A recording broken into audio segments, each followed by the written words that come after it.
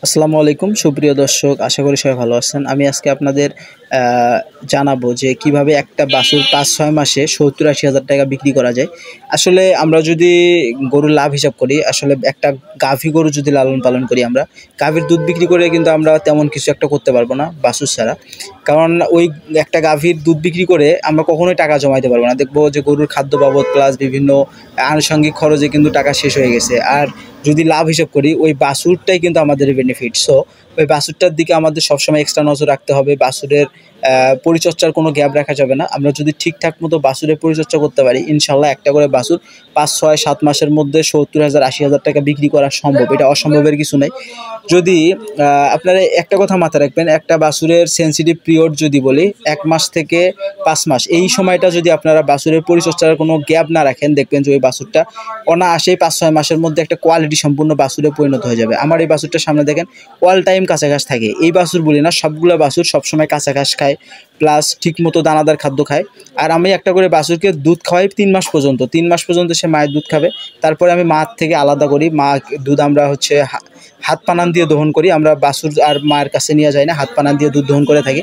আমার সামনে যে এই বাছুরটা দেখতেছেন, এর বয়স প্রায় ১০ মাস প্লাস হয়ে গেছে। কারণ এর সাইজ একটু খুব বেশি বড় হয় নাই। কারণ ছোট থেকে এর মাকে খুব বেশি একটা দুধ খাইতে দেয় নাই। আর তারপরেও দামুর বাছুর খুব বেশি একটা মানে খুব বড় হয় না তাড়াতাড়ি।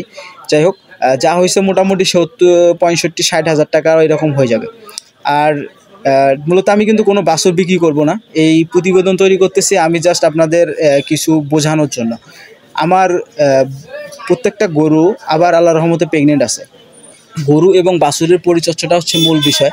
একটা গরু থেকে আমরা কি নেই, কি চাই? জাস্ট আমরা দুধ নিব, দুধ আর বাছুর নিব, ওই গাভীটা থেকে আর তো কোনো কিছু আমাদের প্রয়োজন নাই। সো আমরা যে বাছুরটা নিব, এই বাছুরের পরিচর্যা কীভাবে করব? আমাদের দেখা গেছে অনেক ভাই আমরা মনে করেন যে ১-১.৫ বছর, ১ বছর প্লাস হয়ে যায়, তাও একটা বাছুর ৫০,০০০ টাকা হয় না। এটা মূল কারণ হচ্ছে আমরা বাচ্চা অবস্থায় বাছুরের কোনো পরিচর্যা করি না। বাছুরকে ঠিকমতো দুধ খাওয়াই না। বাছুর দেখা গেছে যে যে পরিমাণ দানাদার খাদ্য দেওয়ার কথা সেই পরিমাণ দানাদার খাদ্য দেই না। দেখতে একদম লিকলিকে হয়ে যায়, চেহারা অনেক দুর্বল হয়ে যায়, ভালো মন্দ খাইলে পেট ফাঁপে, পাতলা পায়খানা হয়। মানে এক কথায় কৃমিনাশক ঠিকমতো দেই না, ভিটামিন জিঙ্ক টিঙ্ক কিছু দেই না। এই কারণে আমাদের যতই দিন যায় বাছুরগুলো মনে করেন যে দুর্বল হয়ে যায়। আমার সামনে যে গাভীটা দেখতেছেন, এটা মূলত আমার একটা গাভী, আর এর সাথে হচ্ছে এর মেয়ে, মানে একটা বকনা বাছুর, মানে গাভী মা আর মেয়ে। দেখেন এই বাচ্চাটার বয়স ১৮ মাস প্লাস ১৯ মাসের মতো হয়েছে ইনশাল্লাহ। ১৯ মাসে মায়ের সমান হয়ে গেছে। আমি বীজ দিয়ে নিছি, আজ থেকে প্রায় ১৫ দিন হবে, আনুমানিক ১৫ দিন, এরকম ১০-১৫ দিন হবে। দেখেন ১৯ মাসে মায়ের থেকে মনে করেন যে বাচ্চাও অনেক বড় হয়ে গেছে। এটা কিন্তু এমনি এমনি হয় না, অবশ্যই পরিচর্যা করছি, ঠিকমতো দুধ খাওয়াইছি, প্লাস আপনার দানাদার খাদ্য যে পরিমাণ দেওয়ার কথা ওই পরিমাণ দানাদার খাদ্য দিছি। তার পাশাপাশি মনে করেন যে এদিকে আপনার যে জিঙ্ক টিং যা আছে সব কিছু ঠিকমতো খাওয়াইছি, কৃমিনাশক ঠিকমতো করাইছি। আমার যে গাভীগুলা দেখতেছেন সবগুলা গাভীই প্রেগনেন্ট আছে ইনশাল্লাহ। এটা কালোটাকে কয়েকদিন আগে দিছি, আর এটা কেবল বাচ্চা দিছে আপনার হলো আনুমানিক ১০ দিন প্লাস হবে ইনশাল্লাহ। আর যে আমার যে বাছুরগুলো দেখেন, এই যে বাছুরটা দেখেন মাত্র ১৫ দিন এরকম বয়স হবে। এর কিন্তু চেহারা দেখেন আল্লাহর রহমতে যেরকম সে হয়েছে ঠিক সেই রকমই আছে। আমি যদি এই চেহারাটা ১.৫-২ মাস পর্যন্ত ধরে রাখতে পারি, তখন কিন্তু সে অটোমেটিক খাওয়া শিখবে। তখন কিন্তু এর চেহারাটা আর কখনোই নষ্ট হয়ে যাবে না। আপনারা সবসময় একটা বিষয় মাথায় রাখবেন, গরুর বাচ্চা হওয়ার পরে ওই বাচ্চাটাকে ঠিকমতো দুধ খাওয়াবেন। মনে করেন যে ৩ মাস পর্যন্ত যদি আপনারা ঠিকমতো দুধ খাওয়াইতে পারেন, ওই বাচ্চাটার কখনো গ্যাপের মধ্যে পড়বে না, ওই বাচ্চাটা দুর্বল হবে না, ওই বাচ্চা পেট ফাঁপবে না, ওই বাচ্চা পাতলা পায়খানা হবে না, দেখতে অনেক সুন্দর হবে এবং হৃষ্টপুষ্ট হবে, যা খাইবে দ্রুত বড় হবে। আমার সামনে যে সাদা বাছুরটা দেখতেছেন, এটার বয়স ৫ মাস প্লাস, আনুমানিক ৫ মাস প্লাস হবে, এর বেশি না। এই ৫ মাসের একটা বাছুর, একে ক্যামেরার সামনে খুব বেশি একটা বড় দেখা যাচ্ছে না, কিন্তু সামনাসামনি আসলে অসম্ভব সুন্দর। আমার এই বাছুরগুলার কোনো কমতি আমি রাখি না, সবসময় চেষ্টা করি সঠিক সময় সঠিক ট্রিটমেন্ট করার, পরিচর্যা করার। কৃমিনাশক আমি বাচ্চা হওয়ার পরে ১৫ থেকে ২০ দিনের মধ্যে প্যারাভেট খাওয়াই। তারপরে আমি খাওয়াই জিঙ্ক। তারপর আবার যখন বাছুরের বয়স ৪০ দিন প্লাস হয়ে যায়, তখন আমি ২৫০ mg কৃমির ট্যাবলেট খাওয়াই। তারপর যখন ৪০ দিনে, তখন আমি আবার জিঙ্ক বি খাওয়াই এসকেএফ কোম্পানির। তারপর যখন আমার বাছুরটার বয়স ৩ মাস হয়ে যায়, তখন আমি আবার খাওয়াই মনে করেন যে ৬০০ mg কৃমি প্লাস, যেমন আপনার হেলমেক্স হতে পারে, বেনাজল হতে পারে, ৬০০ mg আর কি। তারপরে আমি একটা লিভার টনিক দিব ১০০ ml। ওই সময় আমি খাওয়াবো রেস্টোলিভ, ওই টাইপের লিভার টনিক আর কি, ভালো মানের কেমিক্যাল লিভার টনিক ১০০ ml।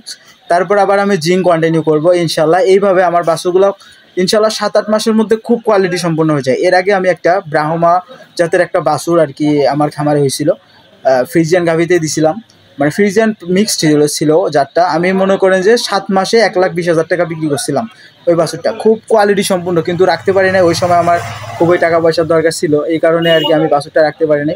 আমি কিন্তু এর আগে অসংখ্য বাছুর বিক্রি করছি, আমার ব্যবসা বড় করতে টাকা পয়সা লাগছে, প্লাস আর কি বিভিন্ন কাজে টাকা পয়সা গেছে, এই কারণে আমি ষাঁড় বাছুর বকনা বাছুর বিক্রি করতে বাধ্য হয়েছিলাম। ইনশাল্লাহ এখন আমি মোটামুটি স্বাবলম্বী, এখন আমার ওরকম ছোটোতে বাছুর বিক্রি করতে হবে না। দোয়া করবেন সবাই আমার জন্য, আমার খামারের জন্য, আমার ব্যবসা প্রতিষ্ঠানের জন্য। আল্লাহর রহমতে আমি এতটুকু আপনাদের বলে রাখি, কেউ যদি একটা গাভীকে ঠিকমতো পরিচর্যা করে, গাভীটা সঠিক সময় হেঁটে আসবে, বীজ দিবেন, বীজ কনসেপ্ট করবে, দুধ প্রোডাকশন ভালো থাকবে, এবং যে বাচ্চারা থাকবে ওটা যদি পরিচর্যা ঠিক মতো করতে পারেন, কৃমিনাশক, জিঙ্ক এবং দানাদার খাদ্য, যেমন আপনি দুধের পাশাপাশি যদি বাছুরের ফিড খাওয়ান, যেমন বভিনো কার্ফেস্টার এসিএ কোম্পানির, এটা যদি প্রতিনিয়ত খাওয়ান 5 মাস বয়স পর্যন্ত, দেখবেন বাছুরের গেট আপ একদম কোয়ালিটি সম্পন্ন হয়ে যাবে, মায়ের দুধের ঘাটতিটা মিটবে। কারণ দুধের পাশাপাশি ওটা যদি না খাওয়ান তাহলে কিন্তু গরুর চেহারা খারাপ হয়ে যাবে। আমি মূলত বভিনো কার্ফেস্টার খাওয়াই না, কারণ আমি মিশ্র ভুসি তৈরি করি, ওটা আমার বাছুরে শ্যুট করে, কোনো সমস্যা হয় না, পাতলা পায়খানা না, পেট পাবে না। আল্লাহর রহমতে আমি আমার মিশ্র খাদ্যটা আমার বাছুরকে কন্টিনিউ করে, এতে কম খরচে আমি খাওয়াইতে পারতেছি। আর আমি আপনাদের সাজেশন করি, আপনারা যেহেতু ওইভাবে তৈরি করতে পারবেন না, সো আপনারা বাছুরের ফিডটা খাওয়াবেন। এসিএ কোম্পানির বিভিন্ন কার্ফেস্টার খুবই ভালো মানের একটা ফিড, মানে কোয়ালিটি সম্পূর্ণ। আর অবশ্যই গাভীগুলোকে ভালো মানের প্রোটিন সমৃদ্ধ ফিড খাওয়াবেন, যেমন 21% প্রোটিন সমৃদ্ধ ফিড, যেগুলো বাজারে পাওয়া যাবে, ওই ফিড খাওয়াবেন এবং কোয়ালিটি সম্পূর্ণ খাবার দিবেন। দেখবেন যে বাছুর প্লাস মা দুটোই ভালো থাকবে, দুধ প্রোডাকশন ভালো দিবে। আরেকটা কথা, আপনারা অবশ্যই কৃমিনাশক 3 মাস পর দিবেন। যে বাছুর হলে জিঙ্ক খাওয়াবেন, গাভী হলে প্রতি মাসে কমসে কম ক্যালসিয়াম রাখার চেষ্টা করবেন, এতে করে আপনার দুধ প্রোডাকশনের লেভেল ধরে থাকবে। হঠাৎ করে আর কি গরুর দুধ কমে যাবে না। এবং ক্যালফোস্টনিক খাওয়াইতে পারেন, যদি দুধ কমতে ধরে তাহলে ক্যালফোস্টনিক পাউডার খাবেন, দুধ প্রোডাকশন ভালো পাবে। যাই হোক, আর একটা কথা যদি আমি আপনাদের বলি, বাছুরের যদি এইভাবে আপনারা কন্টিনিউ ট্রিটমেন্টটা করতে পারেন, দেখবেন যে আলহামদুলিল্লাহ আপনার ওই দুধ বেচার কত টাকা পাবেন আপনি। একটা খামারি কিন্তু দুধ বিক্রি করে কোনো টাকা জমাইতে পারে না, বা ওই টাকা দিয়ে খুব বেশি কিছু করতে পারি না। আমাদের মোটামুটি আর কি গরুর খাদ্য প্লাস আনুষঙ্গিক খরচের পিছে আমরা ভালোভাবে চলতে পারি আর কি, ওই টাকাগুলো আমরা ছোটো মোটো কাজ করতে পারি। কিন্তু বিগ অ্যামাউন্টের যদি আপনার প্রয়োজন হয় বা ভালো কোনো কিছু করতে চান, তাহলে আপনার বাছুরের দিকে নজর রাখতে হবে। বাছুরকে যদি বকনা বাছুর হয় তাহলে আপনারা যদি ঠিকমতো খাওয়াইতে পারেন, যদি একসময় প্রেগনেন্ট হয়ে যায়, ওই বাছুরটা দেখবেন একসময় গাভীতে পরিণত হয়। একটা গাভী যদি এইখানকার বাজারে 3 লাখ, 2.5 লাখ, 2 লাখের নিচে কোনো গাভী নেই। আর যদি ষাঁড় বাচ্চা হয় 7-8 মাসে যদি 1 লাখ হয় বা 1.5-2 লাখ যদি বিক্রি করতে পারেন 1 বছরের মধ্যে, তাহলে কিন্তু বিশাল একটা ব্যাপার। কারণ এই বাছুর ছাড়া কেউ কখনো টাকা আগাইতে পারবে না। এই জন্য আমি মনে করি বাছুরের পরিচর্যাটা সব থেকে মনোযোগ দিয়ে করবেন। আর মূলত বাছুরকে দুধের ব্যাপারটা যদি বলি, আমি প্রতিনিয়ত আমার বাছুরকে একটা করে বার্ড, মানে আমি যদি 3 বেলা গাভী দহন করি, একটা করে বার্ড আমার বাছুরের জন্য রেখে দিই। ওই বার্ডটা আমি বাছুরকে খাওয়াই, বা দ্বিতীয় পানান দিলে যেটুকু দুধ হবে সেই দুধটুকু বাছুরকে খাওয়াই, একবারে সব দুধ ছে কিনা। এইভাবে বাছুর যদি পালতে পারেন, তাহলে বকনা যদি হয় কোনো গ্যাপ থাকবে না। দেখবেন ওই বকনাটা নেক্সটে খুব দ্রুত হিটে আসবে, পুষ্টিহীনতায় ভুগবে না, কোনো গ্যাপ থাকবে না। আর যদি ষাঁড় বাচ্চা হয় দেখবেন মোটা সোটা হিষ্টপিষ্ট প্রথম থেকেই থাকবে। যাই হোক, এই ছিল আমার আজকের মূল ভিডিও। আমার ভিডিও যদি আপনাদের ভালো লেগে থাকে অবশ্যই আমার চ্যানেলটা সাবস্ক্রাইব করবেন, লাইক কমেন্ট করবেন, আমার পাশে থাকবেন। আসলে আমি একজন ইউটিউবে নতুন মানুষ, আপনাদের যদি ভালোবাসা এবং সাপোর্ট পাই ইনশাল্লাহ আগামীতে ভালো ভালো ভিডিও দেওয়ার চেষ্টা করব। সবাই আমার জন্য, আমার খামারের জন্য, আমার পরিবারের জন্য, আমার ব্যবসা প্রতিষ্ঠানের জন্য দোয়া করবেন। সবাই ভালো থাকবেন, সুস্থ থাকবেন। সবার দেখা হবে আগামী কোনো নেক্সট ভিডিওতে। সবাইকে আসসালামু আলাইকুম ওয়া রাহমাতুল্লাহি ওয়া বারাকাতুহু।